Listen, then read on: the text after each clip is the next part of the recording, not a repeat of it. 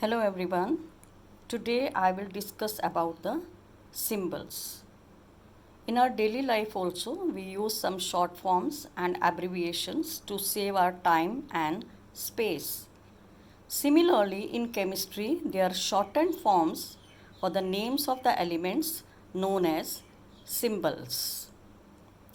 In the beginning scientists were using some difficult and complicated symbols, for example, circle filled with yellow color for gold, circle filled with brown color and plus sign at the base for copper, four-like shape for tin, triangle for earth and so on. This work was followed by Dalton. He mainly used circles to represent different elements. For example, for hydrogen, he took circle and a dot in the center. For carbon, filled circle. For oxygen, simple circle and so on. Next attempt was made by J.J. Berzelius. He suggested that first alphabet written in capital taken from the Latin or English name of the elements could be used as the symbol. So he used capital K for potassium and its Latin name was kalium. So K is taken from kalium.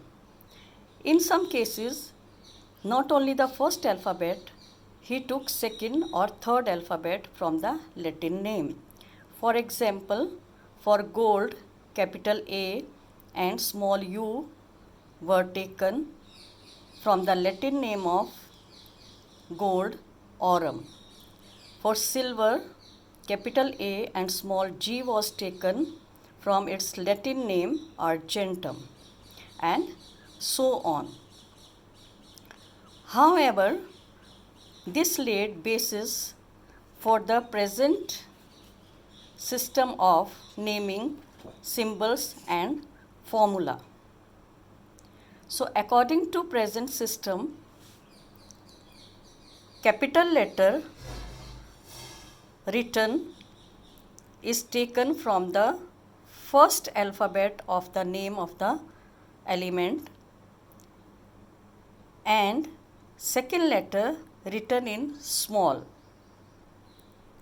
For example, for carbon, C was taken because calcium, chromium, cobalt, carbon, chlorine, they all are starting from C. So the same letter couldn't be used for the other elements. So with the first capital letter, second or third letter from their name written in small was taken as the symbol. For example, for calcium, capital C and small a was taken. For chromium, capital C and small r was taken. For cobalt, capital C and small o was taken.